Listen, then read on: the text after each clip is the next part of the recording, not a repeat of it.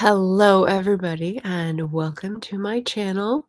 My name is Margaret Pennard. I'm a historical fiction and fantasy author. So, what I'm going to be recording then, apparently today, in this lovely new location, is a bookshelf tour, and it's going to be ERAS tour themed. Now, I'm going to explain my history with Taylor Swift so people know right off the bat where I'm coming from. And then how I got this idea because it's kind of funny, it's kind of silly, and I just thought it was a fun match of the words. So, welcome to Booktube. The bookshelf tour is something that a lot of people have done and has been very successful, but this is a very difficult space to film in. I was just on Instagram explaining that the bedroom does not like the internet signal in my house, but here we are, we're gonna try. So here's my reason for including Taylor Swift. So I am a little older than her main audience, I would say. And so I wasn't a huge Taylor Swift fan from the get-go, for sure. But, I have come to be definitely aware of her over the past, I don't know, 5 years, and the fact that she started in country was another thing that was not really my thing, and then got into pop music, and then got into mainstream pop music. That sort of introduced her music to mine ears, which was good. And then I watched Miss Americana on Netflix, which is about a little bit of her journey, um, coming to terms with her relationship with her fans and the public and the music executives. And I really liked how she told that story. And I am always going to vote for the underdog. So she definitely felt like someone who got screwed over, decided to not stand for it, took matters into her own hands, and really just like embraced what she could do to take her power back. And I really liked that story. So now I am a Taylor Swift fan. I do like her music from the last few albums. I will never catch up with people who have been to a concert, been obsessive, listened to her from the start, but I do really respect and admire Taylor Swift for a number of reasons. And so that is my brief history with Taylor Swift and why she's being brought into this like bookshelf tour. Okay, so you know the Taylor Swift part of the equation, and now for the historical fiction part. So, I came back from a month plus of travel, and one of the things I do when I unpack my bags and put things away and get things started back again here in Portland is like, okay, I brought a bunch of books with me. I acquired a few. I'm gonna fit them back in. This is my main bookshelf. It is a 4 by 4. What is it? 4? I think it's a 4 by 4. It is from IKEA. I got it secondhand and I've moved it 3 times and like I don't think it would stand another move. It's gonna probably fall apart. So here it stays. And this is the bulk of my collection of books that I hold near and dear. Because I have a lot, they're double depth. So the ones that I've read are in the back and the ones that are to be read are placed in the front. And when I came back and put away my books, I had to move things around and I realized I had 2 sections of unread books that were prominent and stuck out. And one was historical fiction. I don't know why I haven't kept up on historical fiction. Probably because I can't find buddies to read with. Um, Not many people talk about historical fiction on YouTube, so and there goes Bean. And the other one was books published in the 1950s, so they just missed the May of the Moderns time cutoff for that readathon. They're sometimes classics, they're sometimes forgotten classics, and for some reason they appeal to me and I acquire them at many used bookstores across the land, but I haven't read them at the same pace. So for this first bookshelf tour, we're going to go through the historical fiction pile. And by pile, I mean cube, interpreted generously. So basically, I have some that I've already put outside the pale, if you will, and then some that I'm going to go through from the shelf here, and I've divided them by era. So I'll go through the disqualified ones. So the ones that are not up, the ones that I'm currently already deciding to try to read, I'm currently reading The Watery Part of the World by Michael Parker. This is one of the books that I thought might help contribute to the mood for my current work in progress. So it is a little confusing to start. I'm only on page 51, but we've got two timelines, one in 1970-ish in South Carolina, North Carolina, the watery part of that area, and one in Regency times, or 1813, it says, with the daughter of Aaron Burr, Theodosia, if you have seen Hamilton. So what do they have to do with each other? I'm confused, but I'm intrigued by this interesting cover and, of course, the time period. So I'm reading that right now. The other one I'm reading right now is The Habits of the House by Faye Weldon. This is an author who passed away recently, and she wrote historical fiction. This is about 1899, which is, of course, one of my favorite eras because does anyone know? Can anyone tell me? I will leave that here and see if anyone catches me out in my bullshit before the end of the stream. So yeah, 1899. Interesting. It's set in London, and yeah, novel of manners, of classes. I'm not sure. I am 55 pages into this one. These are like the night reading books. I've just started to try chapter. And then the one I haven't tried yet, but I put on the list because of the mood, is Testimony of an Irish Slave Girl by Kate McCafferty. And this is someone who's from Ireland, kidnapped, shipped to Barbados, and forced to work the land alongside African slaves in the 18th century. So I thought this might be interesting. I am definitely hesitant to use the word because in other discussions, when white slavery is brought up, it's to try to lessen the impact or effect of chattel slavery for African Americans in this context. And I don't agree with that, but it is an interesting history, and I'm curious as to, like, if there's an author note, especially how much of this was true, when it happened, and that sort of thing. But I haven't started it yet because it doesn't seem like a very before sleep type of thing. And the one that I hinted on my Instagram live was The Jane Austen Society by Natalie Jenner. And this was a recent acquisition. I was waiting for a long time and finally found a copy to get. It's a beautiful cover. It's a group of people during World War II, so in the 20th century, who are trying to preserve the legacy of Jane Austen, or perhaps artifacts of Jane Austen. I'm not sure. I haven't read it yet. But the reason it is on my go-to list is that Crinoline Lafrug, I don't know how to say that whiskey. If anyone can help me, please do, is running a read-along for April with Austen. And she's a super Austen fan. So I figured this was my opportunity. So those are the ones that are marked off already. And then now we can dive into the first era. Now, because my favorite era is over here, there's not too many before it, but there are a lot after it. So I've sort of lumped them into three categories. And the first one is just called pre-modern, which goes up to and includes the 18th century, which is a little bit sketchy in terms of actual historical definitions, but we're going to let that go for now. So we're going to start up here, way up here. Pre-modern. I think this definitely qualifies.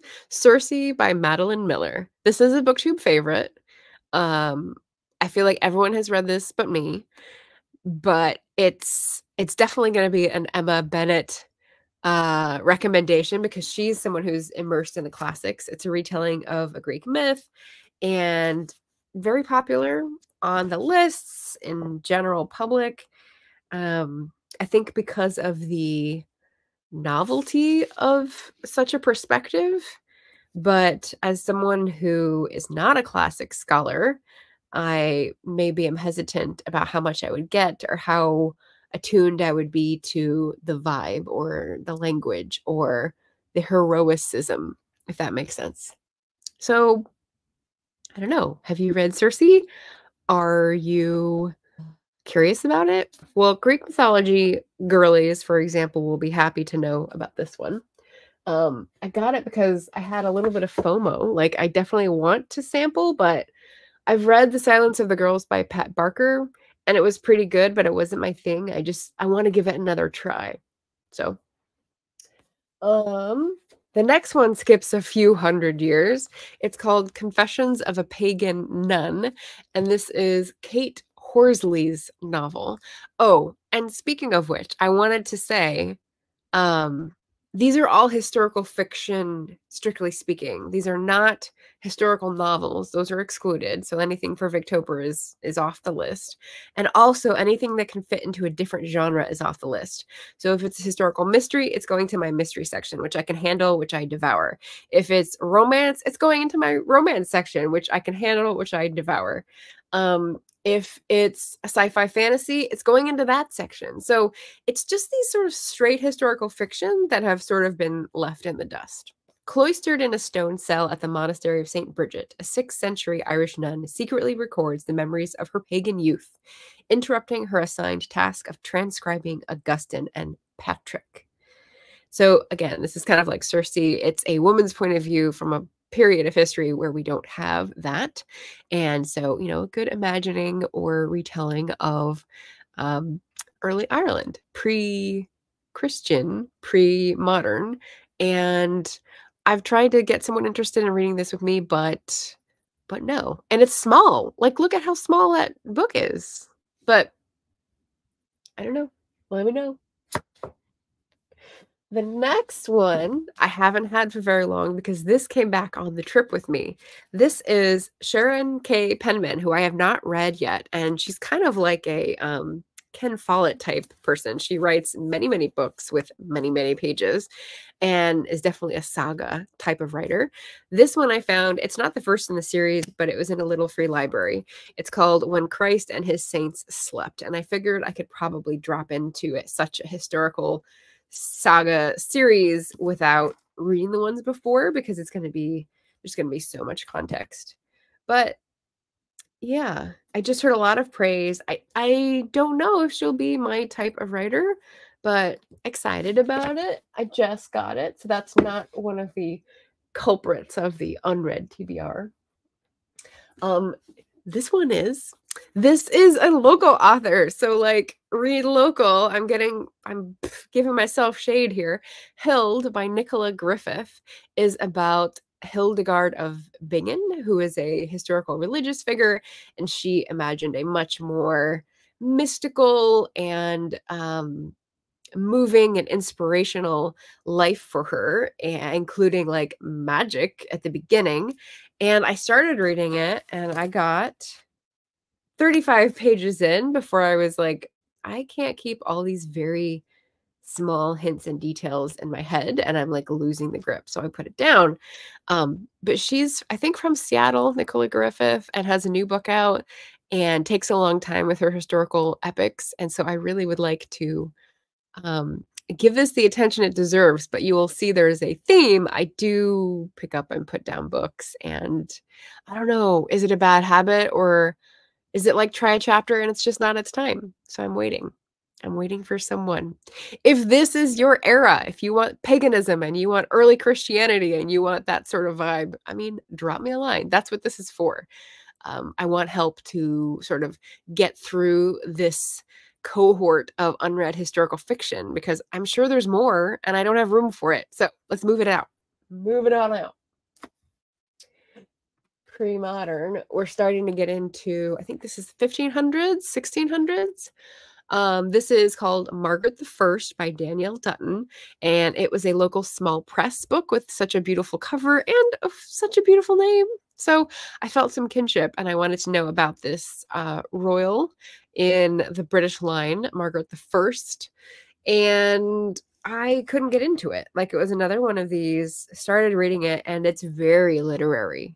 It's not even long. It's just very scattered scenes. And so maybe I'm not getting the references because it's not my era, or, maybe it's just too smart for me. Maybe I should give up and give it away. If you've read this, let me know if you have an opinion on that. Here's another one that I started and got stuck in. So do I know how far I got in this one? No, I don't have a bookmark, but this is Year of Wonders by Geraldine Brooks, and it's a novel of the plague. So I actually started it before the pandemic, I believe. It's a very celebrated book. Geraldine Brooks spoke at the Historical Novel Society conference that I went to in 2017. So I think I got this and tried to read it 2018, 2019. And it was by the bed for a long time. And I finally was like, I'm not reading this. So I put it back on the shelf because it was another try a chapter, not now.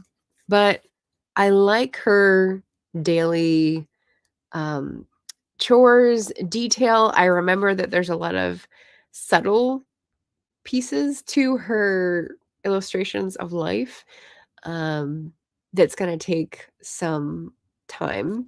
So if you have read Geraldine Brooks, she's written a lot of other historical fiction, different eras. Let me know your thoughts, if you think it would be for me, or if you want to read it together. So Year of Wonders. Oh boy. And now we're getting into friends books, which is like, this should really light a fire under me, right? Samantha Rajaram. So I got this book because of A Mighty Blaze. I think connection there. The Company Daughters. Now this is 1600s. So we're moving up the line here.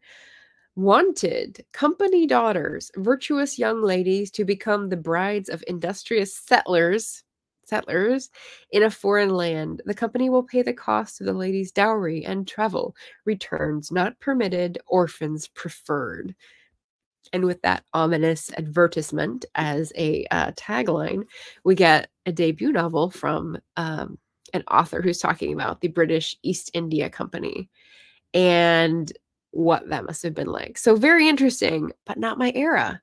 So have you read about this time period? Have you read about this phenomenon of kind of like pioneer brides when women were sent out to the Wild West in the 19th century, but this was the 17th century, and sailing to a colonial outpost and not knowing who they were going to get is the real trick here. And I don't know where they go, but if it's India, if it's the Netherlands, I don't know. Maybe it's all over the world. But let me know if you've read that and if you have thoughts. All right, moving right along, we've got The Coffin Path, which I couldn't find a link for, so I don't think it's in print. It's by Catherine Clements, and it's apparently a ghost story. Spine-tingling, the scariest ghost story I have read in a long time is the blurb by Barbara Erskine. And not to be read alone late at night by Woman at Home. So it's probably teetering a little bit into the thriller or horror category, but I know about coffin paths in a historical sense, which are really interesting to me. When you didn't have paved roads, straight roads, when roads were washed out by weather seasonally, there was always a coffin path, which was like a footpath over the hills, so that if someone died, you could carry their coffin to where they would be buried or held over for burial, because that was very important to people at this time. So this is it 18th century? 1674, 17th century, but there may be another timeline because they put the date right there. It might be a time slip. So a little scary, a little spooky. Maybe I should save it for October. Or maybe I just need to have someone who's better at scary read it with me if they can find it. That is the problem, because it wasn't on bookshop.org, but I will put all the links of the books that I did find on bookshop.org in the description after I finish. I have them all ready to go. except for a few. All right. Another recent for the pre-modern time period is Remembrance by Rita Woods. This is dual timeline, but both historical eras. 1791 in Haiti, and 1857 in New Orleans. And then also present day Cleveland. So like that's going to be some interesting threads.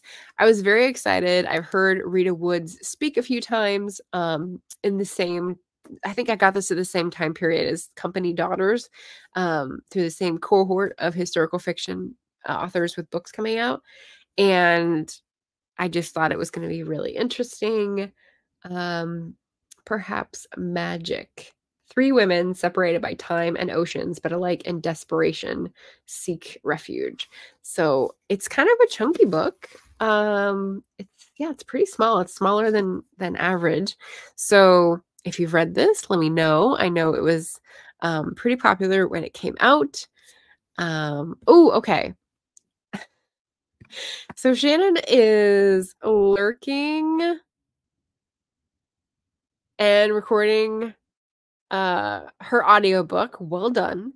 And there's also a tornado warning and bad storms. Oh boy. Oh, good luck with that. And not commenting because yeah, she's not on a profile she wants to share. No worries. But Anita is also on LinkedIn and saying hello. She is currently reading a nice historical fiction on Mary and Percy Shelley. Interesting. And historical nonfiction about American women marrying English nobles in the Gilded Age. See, that sounds really good. I actually have some of that on my possible pile to read for People April. Yeah, that's a fascinating piece of history, an era. And also you've got the Gilded Age on HBO to look to for like really snappy acting and like sharp dialogue. So there's some fun adaptations you could use to get immersed in that era. Let's see, Anita has more. Haven't read Circe, but it's on the list. Yes. Anita loves Sharon K. Penman. Yeah, I think she will be someone I like based on the vibe. Based on the vibe I'm getting. And I don't think it'll be a big deal if I read it out of order because this is the one I found first, but let me know if you think otherwise. Her Welsh trilogy is great. Oh, okay. All right. I've picked up a couple of Welsh historical fiction and supernatural sort of time travel historicals, and one was okay, one was good, and one was really disappointing. So I feel like I've stayed away from Wales in this sphere, but yeah, it's probably unfair for me. But I love hearing the votes for those. That's helpful. Okay, here's another one, pre-modern, that I started and got stuck on because of the details. How far did I get in this? 92 pages, and it's hardly a dent, folks. That is for Sacred Hunger by Barry Unsworth, and this is apparently the winner of the Booker Prize whenever it came out. So I think this is 18th century stunning and engrossing exploration of power, domination, and greed. Filled with the sacred hunger to expand its empire and its profits, England entered fully into the slave trade and spread the trade throughout its colonies. We follow the failing fortunes of William Kemp, a merchant pinning his last chance to a slave ship. So I'm interested in how he handles sympathetic and unsympathetic characters in the modern perspective. Like, I'm just trying to save the family and survive, but I'm exploiting other people to do so. How does he deal with that sympathetic character in an unsympathetic situation? But it's so long. So that's why I put it back, because it was very detailed and we spent a long time building the ship. And I'm like, I don't know what any of these ship tools, parts, things that you're buying are about. And so that was a little frustrating. But if you've read Sacred Hunger, let me know. Or if you're interested in this subject, let me know. Almost finished. Last one. Okay, this is an embarrassing one because I really should have read this already. Homegoing by Yad Gyasi. I have read her other book. What's her later book? And really loved it. So this is her earlier book, and like I just haven't found the occasion. New writer, critical acclaim. It takes us through 8 generations. So basically, like what would have happened, not what would have happened, how the family branched into 2 directions by the slave trade, like someone who was enslaved and taken away versus someone who stayed in Ghana, and how that worked its way through the family and their fortunes, which is really interesting. And her writing was really good in the other book that I read. So I should really read this. Is there anyone left on Booktube who hasn't read this that wants to read it with me? Let me know. All right, so that's my first section. That's the pre-modern, and that's 11 books. We've got 2/3 more to cover. Okay, so that took us up to the 18th century. And what is next is my favorite. So we're going to go deep dive into the 19th century. Don't ask me why. If I had to, the first thing off of my head, the reason why the 19th century is so appealing is because I fell in love with Jane Eyre, and Charlotte Bronte is smack in the middle of the 19th century. So let's start with that. How am I going to do this without toppling everything? Okay, I guess we'll reverse. We'll reverse carefully. So, 19th century, we've got Carnegie's Maid by Marie Benedict, celebrated author, many books. And I'm interested in Carnegie as a Scottish industrialist who became one of the richest people in his era, left a lot of money in charity. And obviously, this is going to be about the interclass interaction. The maid is actually pretending that she knows how to be a maid, even. She's from a lower class than that. And that's like her tactic for survival. So there's secrets and pretending, and I don't know how Carnegie is going to be painted in this, but speaking of the Gilded Age, there we go. We've got Mrs. Angles, which is a book by Gavin McCrae, and this was another small press find. It's like a beautiful French flaps type of publication. Ooh, and there's even like illustrations on the front inside cover. Mrs. Angles is going to be about the wife of Mr. Angles, who is the partner in writing for Marx. So this is kind of like exploring George Orwell's wife, which is like a new topic of discussion. I think is it a book or a movie that's out right now? But this is going to be set in England, I believe, when Marx and Engels were writing about industrialization in England and how terrible it was before going off to other places. So again, different perspective, women's POV on the 19th century and industrialization. So bound to be interesting, but very literary. And I don't think I've started this one. I don't know, haven't picked it up. The small press is Catapult. We love a Catapult publication. So if this appeals to you, let me know. Then we've got a self-published friend from the area. Never Walk Back is a novel by Adam J. Schaefer. And I think I won this in a contest, actually. And this is about, well, it's set in the Western United States. I know that the railroad is involved as part of the plot, as well as some of the characters being some of the execs. And yeah. Oh, it's a woman who's a railroad engineer wannabe. So a lot of interesting elements, and I just haven't like picked it up. I meant to. It was on a TBR at least once for some readathon, but it's a big book. You know, like some of these are small. That's a big one. Then we've got The Jump Off Creek by Molly Gloss, which is kind of like a modern classic. This is also about the Western United States. It's someone homesteading in the Blue Mountains of Oregon in the 1890s. So the opposite end of the Gilded Age was the Western frontier and homesteading efforts. And so one of the things I'm paying attention to in historical fiction is the portrayal of the indigenous Americans at this point. So Molly Glass, I think, was probably writing this maybe 20 years ago. That's why it's pretty good classic. But as I'm reading right now a nonfiction book about Indigenous resistance, um, when you get to Oregon, I'm reading about Minnesota and Montana and these areas where the Lakota, Nakota, and Dakota tribes were based, and basically how they were scammed out of all their land, all their territory, all the buffalo were killed, and that kind of thing. And I'm wondering, like, how's she going to treat that? So knowing some of the nonfiction historical side is interesting, but also a little daunting when you're going to read fiction, because I'm sort of afraid of, like, if she wrote this before all of the attention to Indigenous perspectives, is it going to be cringy to read? If you've read it, a lot of people have read it and loved it. So if you've read it, let me know if that's not a danger and I should just pick it.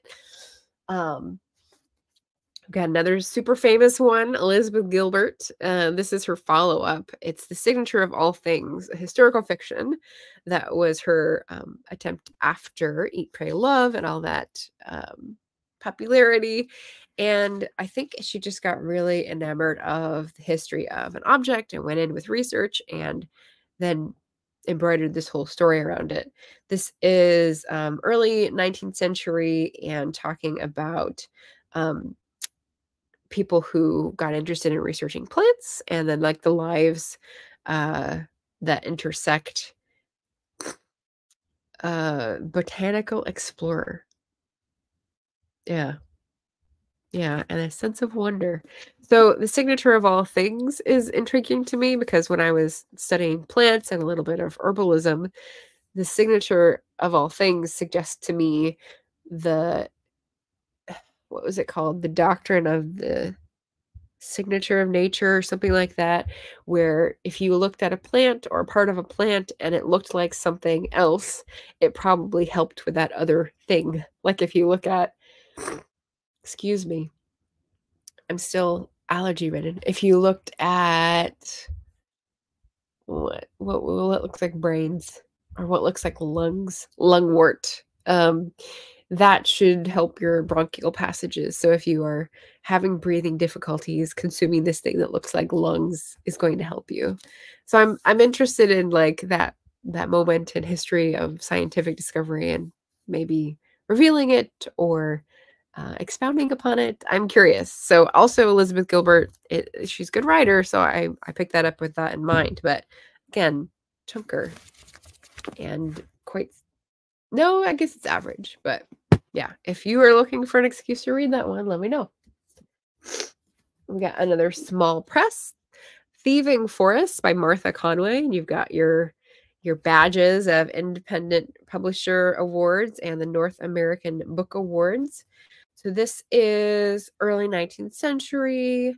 And speaking of the Indigenous perspectives, Susanna Quiner watches helplessly from behind a tree while a band of Potawatomi Indians kidnaps her 4 older sisters from their cabin. So she goes after an Indian band, and this is recent. So I'm wondering how she treats that. She's got to be pretty sensitive to both sides. Yeah. So, and it's very heavy. So it means it's a very, like, expensive book to produce. There's lots of space and it's in a curious font. I didn't notice that before. Potawatomi Indians were from, like, the mid-Atlantic, I think. But it's one of those, like, an interesting story, but there's so many other things that are closer to my research area and, like, in setting, time, and place, it's closer to my interests. So I got this because I was interested in her writing and haven't managed to read it and process it. Has she written something new? Let me know. 19th century continuing. I've got another Kate Morton. So I've read a couple books of Kate Morton, I think, and this is The Clockmaker's Daughter. And she's a best-selling author.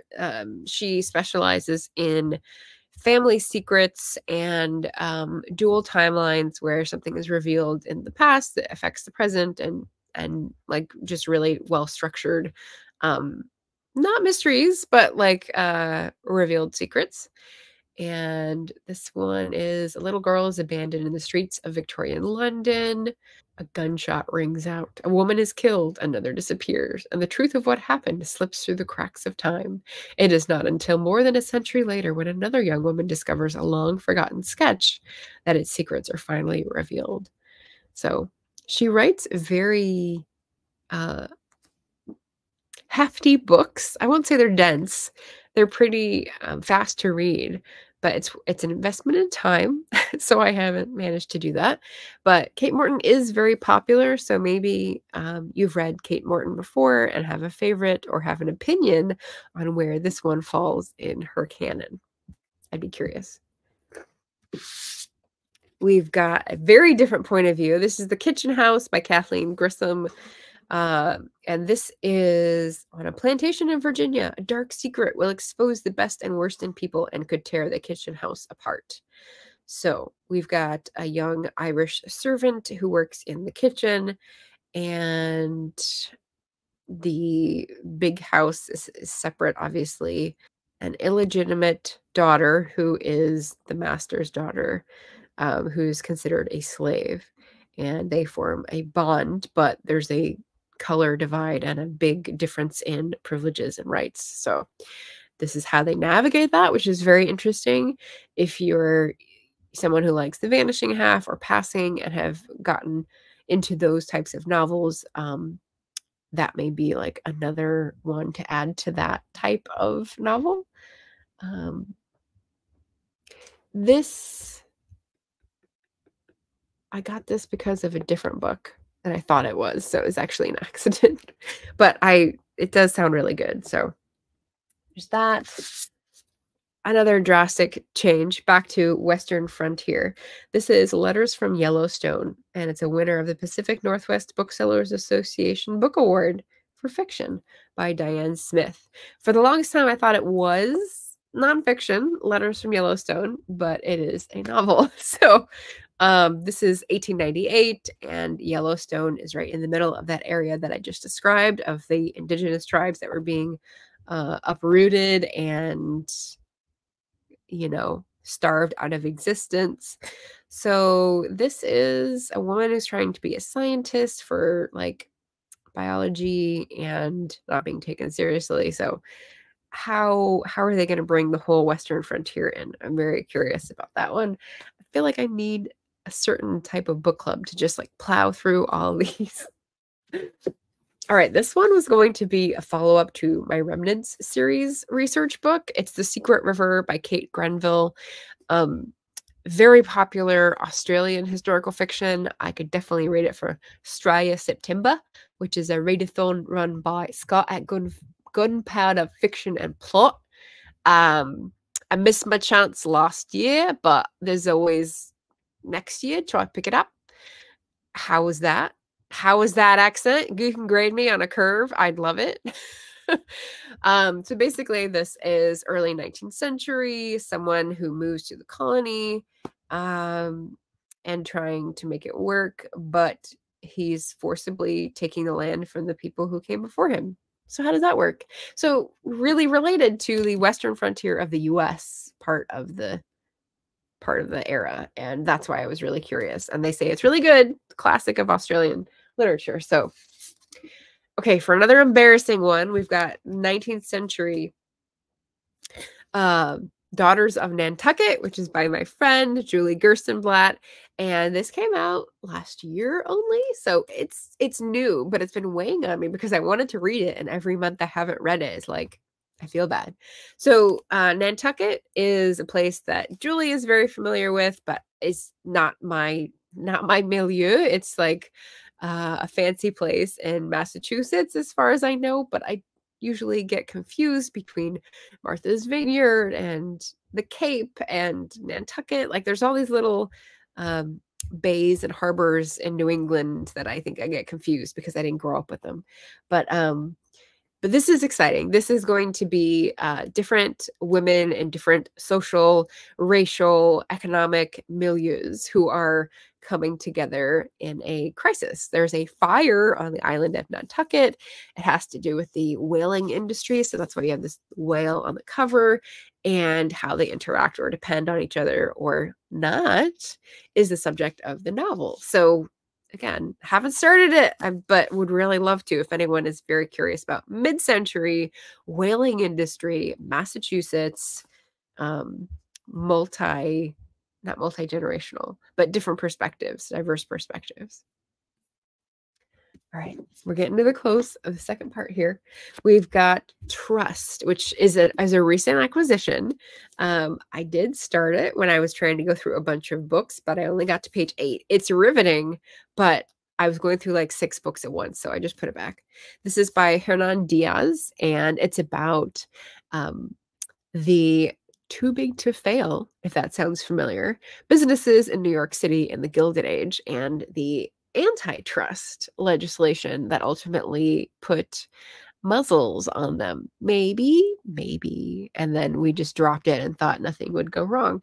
So, yeah, this is written in English, right? It says, is the author of 2 novels translated into more than 30 languages. Oh, right. Okay. So it's written in English. This is a Pulitzer Prize winner, as you can see. And right in my wheelhouse, Gilded Age, love that time period, love that era. And I have read nonfiction about the big businesses, the monopolies, the Standard Oils, the Carnegies, all that stuff. So I'm really curious as to what angle the novel would take, because it's gotten really good reception, high acclaim, popularity when it came out. So I finally got the paperback new, and really looking forward to this. I don't think I've heard this talked about much on Booktube, so there's more of a pool for people if you have read this. If you have not read this but want to, I should say, contact me. Drop your wish in the comments. I'd be happy to set a month in the coming year. This is going to be a really long to-do list, guys. Okay, so this is a lesser known one, definitely. It's called The Journal of Dora Damage.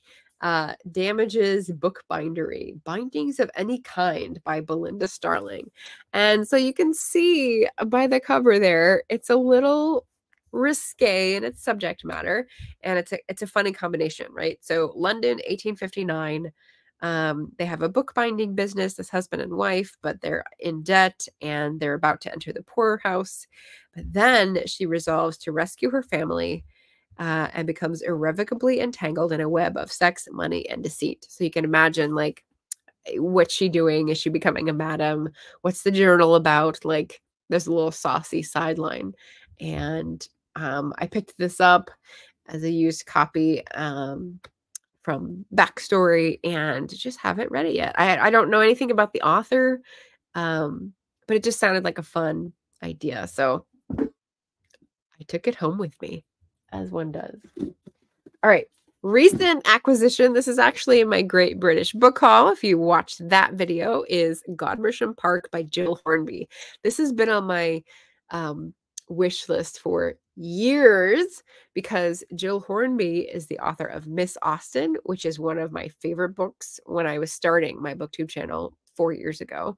So this is another Austen-themed novel, of course. Godmersham Park is something from Austen's real life that she has fictionalized for I'm assuming, I almost said the wrong word, salacious tale of manners and class and secrets and respect, as an Austen novel would be.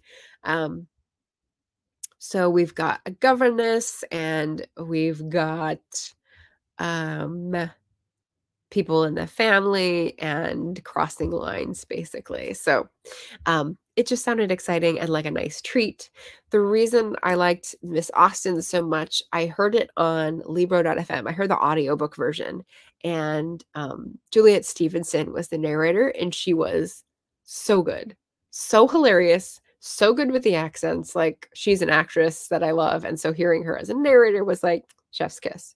So that love has like poured over into Jill Hornby's writing. So I hope it's going to be as good when I read the book myself. I'll probably hear it in her voice. But yeah, Austen-esque. And maybe I will pop this over to Crinoline Laughrug on Instagram and propose it for another Austen read-along because I have it. And then I will have buddies to read it with me. That's a good plan.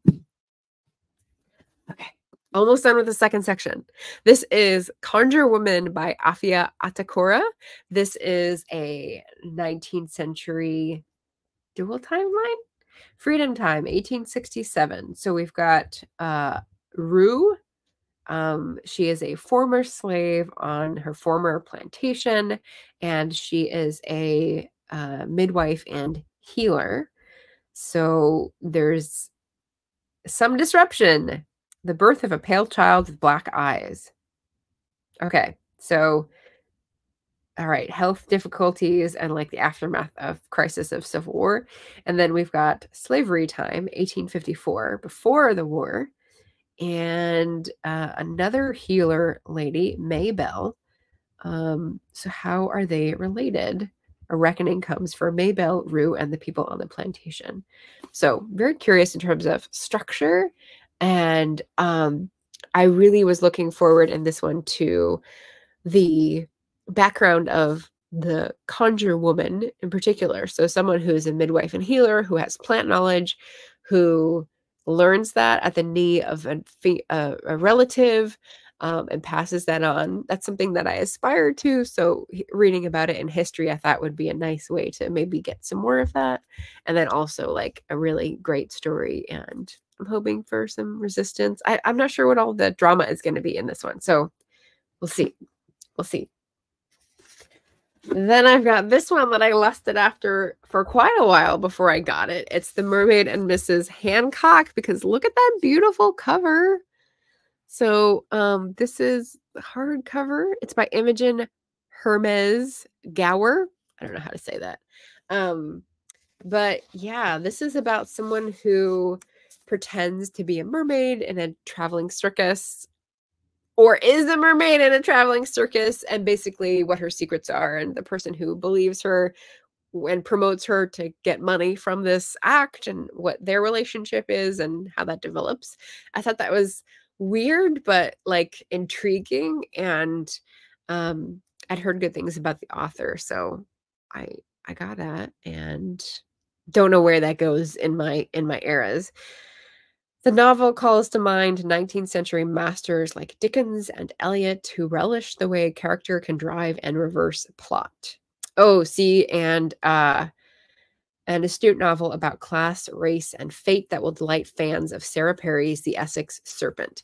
So I probably got interested in this after reading The Essex Serpent, which was puzzling and perplexing and intriguing, but like not my favorite. So maybe that's why I hesitated after I had read that one. I don't know. It was very good for discussion, The Essex Serpent.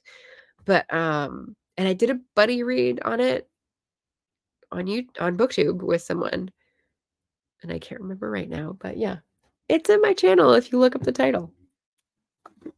The final 19th century book is The Lost Prince by Selden Edwards. This is another one I couldn't find on Bookshop. So if you find a used copy, you'll be lucky like me. His first book, The Little Book, yeah, it was very popular. And I think this was his second. It wasn't as popular, but this was an era that fascinated me. Let's see. Why? What era is it? Oh, okay. Fin de siècle Vienna. So very different for me. So Eleanor Burden has no choice but to settle into her expected place in society, marry the man she is supposed to marry, and wait for life to come to her. As the 20th century approaches, Eleanor's story is not unlike that of the other young women she grew up with in 1890s Boston. So we have a duck out of water, a fish out of water, someone in 1890s Boston going abroad, and you get like a little glimpse of 1890s Vienna. That's very interesting to me. I read, I think it was a historical fantasy that talked about the peace talks in Vienna a few decades earlier, and that gave me a lot of interesting detail. Not that I could do anything with it. I've never been to Vienna that I remember, haven't researched it, wouldn't know the first thing in the language to do, but very interesting for a backdrop. And I mean, I'm curious. I'm curious. And I don't know anything about the author's writing style, so new to me. We're done. We're back to the red. So that's 19th century. That is my favorite century, and you will have noticed that there's a wide range of places and topics and sizes. So like I said, the purpose of this is to find reasons to read this, either with people or for readathons or whatever, and get it on the schedule so that I can read these and move them out, pass them on, and get new historical fiction books, because there are already too many books on my floor. If you're wondering, the other sections, mystery, romance, science fiction, fantasy, and when I reorganized, I had one that was going to be started for readathons, because I have a pile for Climathon, I have a pile for translated, I have a couple for Scottember for Scotland. Moving masterpiece, what can I say? Okay, so what's next is 20th century. That's all we have left is 20th century. You'll be relieved to notice, and I have 17 books in this category. So they're right next to me here. So why is this in here? Did I spill over? Yes, I did. I'm not sure why this is here. Emma Lady Hamilton should be in the 18th century section. She becomes the paramour of Wellington, so that's 19th century. Anyway, this is probably out for People April. It's called So Great a Lady, The Notorious Glorious Life of Emma Lady Hamilton. But People April is nonfiction, and this is actually a novel. So it was well researched, but a novelization of her life, where she writes the true account of her life so that other people can't spread lies, and so that she can sell it and hopefully not starve with her daughter, I believe. So I was going to do that for People April, and then I had to put it back because I realized it was a novel. Sometimes it's hard to tell. So let me pop that up there. Okay. 20th century, 16 books. Rudis Sepetis, Salt to the Sea. This I learned about either from a Mighty Blaze or from being on Booktube. There's a lot of people on Booktube who like Rudis Sepetis. She is a young adult author for the most part, but this really appealed to me as a World War II historical fiction. We've got 4 refugees, 4 secrets, and they flock to the coast in the midst of a Soviet advance, and they're trying to get aboard a ship, but I don't think all of them are going to make it, is what is intimated on the back. So I really just like the title and Salt to the Sea. I'm very curious. Like, I don't know what the cover means. I've just heard people love Rudis Sepetis. So this is the first one of hers I found, and I figured I would give it a try. Then we've got Euphoria by Lily King. This has been on the shelf for a while, and it's got New York Times Book Review 2014. Yeah, it's been on there a while. Kirkus Prize winner. Let's see. A captivating story of 3 young gifted anthropologists of the 1930s caught in a passionate love triangle that threatens their bonds, their careers, and ultimately their lives. I don't even know where it's set, but I love the cover. Anthropologists. Like, well, that's interesting. I feel like maybe I got Euphoria confused with perfume. I don't know why. You ever have associations with books and series and you're like, why is it related? Why is it associated in my head? I don't know. The next one is a local setting. So The Orchardist by Amanda Coplin. This is set, I think, in the Willamette Valley, and it's written by an Oregonian author. And at the turn of the 20th century, in a rural stretch of the Pacific Northwest, a reclusive orchardist. I bet you didn't get that on your board game as a character. So he's like quiet, humble dude, and one day two teenage girls appear and steal his fruit at the market. So an interesting pairing. Maybe a grumpy sunshine, a chunker, quite a chunker, and it's whatever you call these edges, rough edges. There's a name for that. I can't remember. French flaps. What are these called? Anyway, this has been on the shelf for a long time because when I first came to the Pacific Northwest, I thought, oh, I'll connect with all these writers. Read local. But reading someone's book doesn't automatically make you connect with them, even if they live in the, I don't know, and within an hour's drive. So haven't read that yet. Here's another one that I wanted to read the author of and have not read. So Cynthia Ozick, another booktuber, recommended her works to me and thought I would like her, but I haven't read. This is Heir to the Glimmering World. And this is set in the New York of the 1930s, a richly plotted novel brimming with intriguing characters.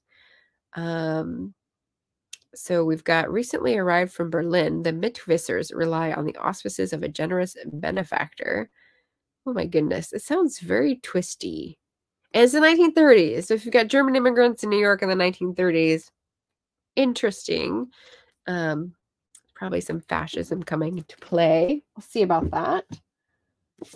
We've got this, which is a more recent acquisition, Wiley Cash's The Last Ballad. I did start this. I got 40 pages in before I put it back because I couldn't concentrate. This is someone who is in poverty working in the mill in North Carolina, and they're working alongside African Americans. So this one woman, who's the main character, Ella May, may not want to do this. It may be a low status job, but it's the only opportunity she has.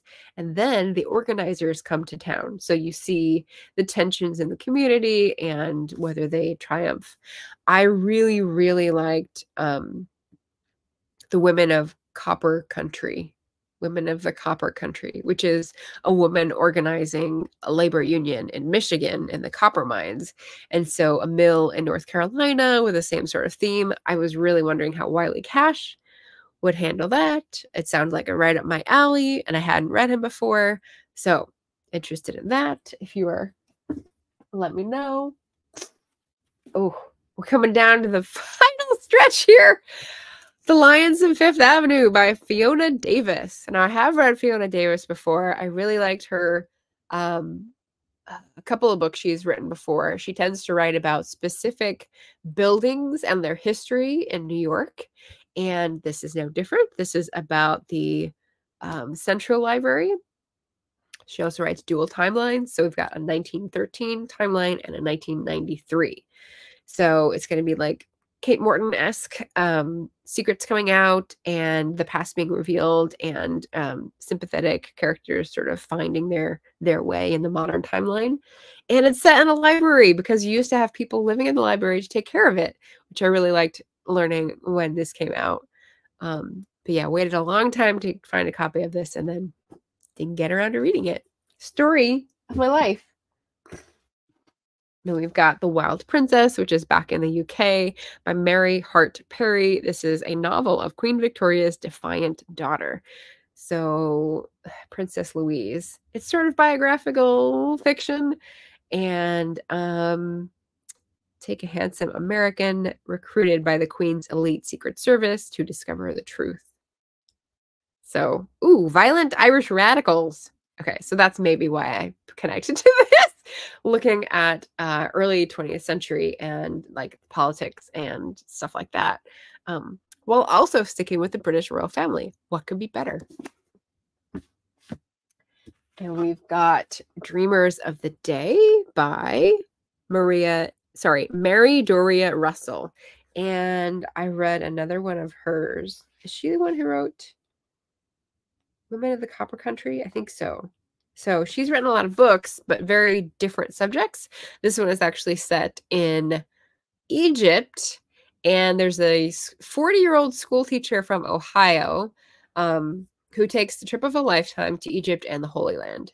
So she's at the Semiramis Hotel as the 1921 Cairo Peace Conference convenes after World War I. And yeah, there's a Winston Churchill, there's a T.E. Lawrence, there's a Gertrude Bell. There's lots of famous people in here. So you get guest appearances by actual history. And I think that is very compelling. That's how I like some historical fiction. But as you may have heard from my Irish read Full Tilt, I'm like, this is not my area. So when I read about deserts and plains and hot weather, I don't want to be there. I don't want to be there even in my imagination. But I really like her writing and her topics, so why can't I read it? Same author. I got another book, A Thread of Grace by Mary Doria Russell. This is actually a religious themed one, I think. Jewish refugees scrambling over the Alps toward Italy and trying to survive in Italy. And there's an Italian resistance leader who is a priest and a disillusioned German doctor. So basically the Italian resistance story, like a micro history of people who might have lived in that era. So not the religious one I was thinking of. She has another one. World War II. I'm not immediately drawn into a World War II story. So it's just the hype. It's just the hype and the fact that like so many stories are about World War II that makes me go, oh, it's stupid. It's stupid, I know. And I should read it because of the author, but that's probably what has stopped me in the past. Here we go. Keeping on with the 20th Century, The Alice Network by Kate Quinn. I really liked, it's not the falcon, but like bird of prey. Something to do with a bird of prey. Anyway, I read a book of hers before that I really liked, and this was, I think, coming out after that. Oof. This is sitting on the floor is getting a little painful, but I'm almost done. Man, this is just the historical fiction backlog unread. Kate Quinn has written the Empress of Rome series, the Borgia Chronicles, and other works, but she just broke into 20th century in the past few years. So I'm glad because her books about 20th century spies and World War II are really tense and propulsive and page turning. So I think I put this off because I knew it would be a good read and I was like waiting for the right time. If you were looking for a page turning historical fiction of World War II, you could do worse than read a Kate Quinn. So let me know if you want a buddy read it. All right, 20th century. I've got another Molly Gloss. So Jump Off Creek was early 20th century, and this is still early 20th century, still Pacific Northwest, but it's a free-thinking, cigar-smoking, trouser-wearing Charlotte Bridger Drummond who pens popular women's adventure stories. And she embarks on an adventure of her own. Oh, putting a surprising and revitalizing feminist spin on the classic story of Tarzan. Gloss takes us from the wilds of the western frontier to the wilds of the human heart. So it seems like a feel-good story. I'm curious about the Tarzan. I haven't read the original Edgar Rice Burroughs, but like I love the Disney version, which I'm pretty sure is not at all related. It's called Wildlife by Molly Gloss, and this was another exception. I couldn't find this on Bookshop. But if you're a Molly Gloss fan, tell me which one I should read first. Oopa. Hillary Jordan's Mudbound. So I read Hillary Jordan's Before She Woke, which is like a dystopian thriller, and loved it. Like the other book that I loved at that level was Dry by the guy whose name I always mess up because I mixed it up.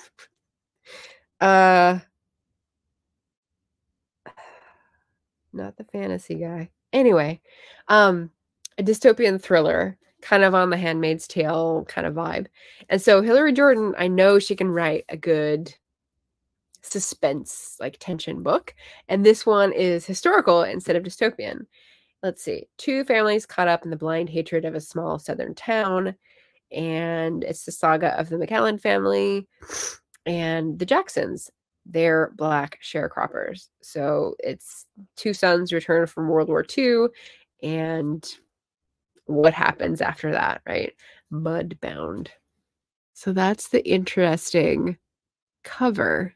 So I've had this for a long time and have not read it. So if that speaks to you, let me know in the comments. I'm looking for buddy readers for like any and all of these that will get me to read them. Oh, Anita says the Disney version is actually a decent adaptation of Tarzan, if a family-friendly version. I heard Edgar Rice Burroughs is pretty racist, so maybe some of that is commuted in the Disney version. But yeah, I'm curious. I think a lot of the Disney love for Tarzan is the Phil Collins, Coulter Collins music. So, okay. Then we've got Amor Towles, who just came out with a new book, which is a short story collection. This is his first novel. I read A Gentleman in Moscow and really enjoyed it. It's slow, it's character driven. It's a tiny piece of history that no one pays attention to. So like, I love that. I eat that right up. But Rules of Civility is a different era. The Last Night of 1937, Greenwich Village Jazz Bar, a handsome baker, this chance encounter and its startling consequences. So, I mean, and then you've got like this picture, which indicates to me it's going to be class-based. It's New York City. It's 1937, so it's after the crash. Like, I'm curious. I have no idea what it's actually about.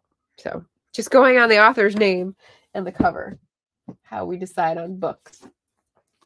The Obituary Writer by Anne Hood. So Anne Hood is a big name in fiction. And what I remember about this book is that if you went to jury duty, you were allowed to take one of these like cast-offs from the library system because they provide them for jurists who are sitting there waiting all day. So this is the one I took for my jury duty. Other than that, the reason that I picked this one was, let's see, two women living in different eras. One during JFK's inauguration, obsessed with Jackie O. And decades earlier in 1919, Vivian Lowe, an obituary writer, is searching for her lover who disappeared in the Great San Francisco earthquake of 1906. And I was obsessed with the earthquake of 1906 for a little while. So I've got several fictional accounts of that, which are very interesting. So that's probably what attracted my eye. If you have a similar, dare I say, kink for the 1906 San Francisco earthquake, maybe you should find this in your library and we can read it together and see which 1906 earthquake portrayal we like better, because I think I've read two now and I've got two more. Yeah, because it's a popular topic for some reason. All right, final one for the 20th century that I have been meaning to read for a long time. I was really excited about this when I got it and I just haven't read it. Jamie Attenberg, Saint Maisie, and spelled, oh, I spelled it wrong. M-A-Z-I-E. I've been spelling it wrong the whole time. I thought it was M-A-I. Anyway, 1930s, outer boroughs of New York. Meet Maisie Phillips, big-hearted and bawdy. She's the proprietress of the Venice, a New York City movie theater. Her high spirits mask a childhood rooted in poverty, and her diary, always close at hand, holds her dearest secrets. So, Great Depression, she opens the doors to the movie theater to those in need and becomes sort of a community icon on the Lower East Side. Then 90 years later, someone discovers her diary. So interesting. And I haven't read Jamie Attenberg before. Sort of a big name author, but not in this space. So like an different era that they took on. So this seems like it's going to be like another feel-good one. But the voice, I think I looked into it, and the voice was like off-putting at the very beginning. Maybe I didn't. Maisie's diary. No, I haven't read diary entries. Maybe it's just the blurb that I read. So excited to get it, put it on the shelf, and then it's been years. Literal years. So that's my story, and I'm sticking to it. That has been my ERAS tour of the bookshelf. So you've got pre-modern, you've got 19th century, and you've got 20th century. Which one should I dive into first? Which one do you want to read the most? And how much of a book hoarder am I? I don't know. Thumbs up, thumbs down. Oh my goodness, that went over an hour. Okay, I'm gonna blame that on the location and the fact that I had to like physically turn back all the time, but I am sore. I need to do some stretching now. And I'm sorry this didn't go out to YouTube. I will restream it or put the recording up at some point. But thank you everyone for watching and like laughing at me probably during this whole fair. I hope some of these were new and interesting to you and intriguing. And maybe you were reminded of a name that you've been meaning to pick up. And if not, well, why aren't you a historical fiction girly? All right. Thanks, everybody. Happy Wednesday. We're halfway to Friday. Get your tax forms in the US. Take a walk outside, touch some grass, drink some water, take care of yourself all, and I will see you again soon. Bye.